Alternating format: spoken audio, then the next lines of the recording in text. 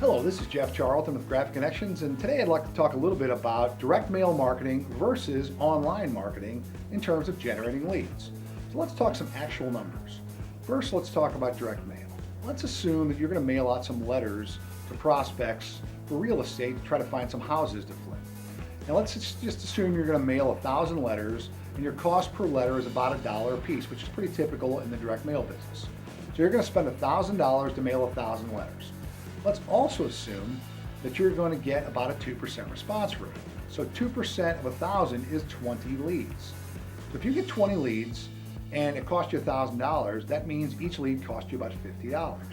Now, that doesn't really mean anything until you talk about how much did you sell out of that. So let's talk about sales. Let's also assume that you have a closing rate of 10%, meaning 10% of the leads you get actually turn into sales.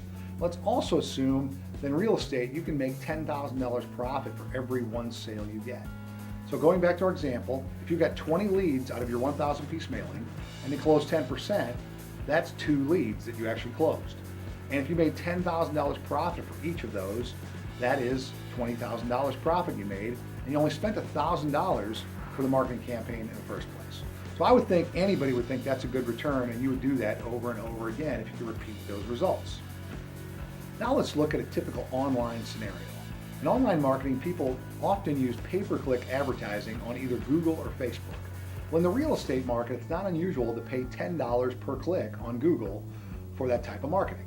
So let's just kind of look at those numbers. And also, by the way, on pay-per-click advertising, you pay for each click whether someone opts into your system or not.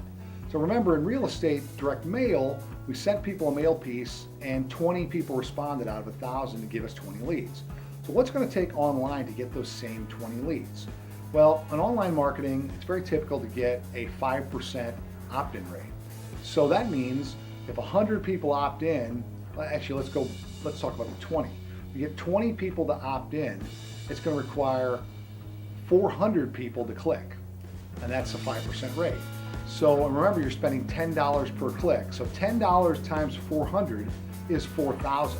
So in online marketing, to get the same 20 leads we talked about in real estate, in direct mail, it's going to require $4,000 of spending. And remember, the direct mail spending was only $1,000. So you're ahead by $3,000. But it actually gets better than that for direct mail, because in online marketing, when someone goes to your website and they click, you don't know where they came from. They could be anywhere in the United States.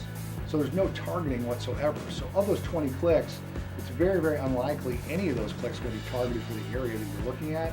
Whereas with direct mail, when you send out mail pieces, you send them to specific areas you want to target, specific geographical areas. So everybody that responds to that is from the same area, because that's where you started. You can't do that with online marketing. So in conclusion, direct mail, in this case at least, is a much better way to spend your money for marketing. It's more targeted, it's more cost effective, and gives you better leads in the end. This is Jeff Charlton saying have a great day.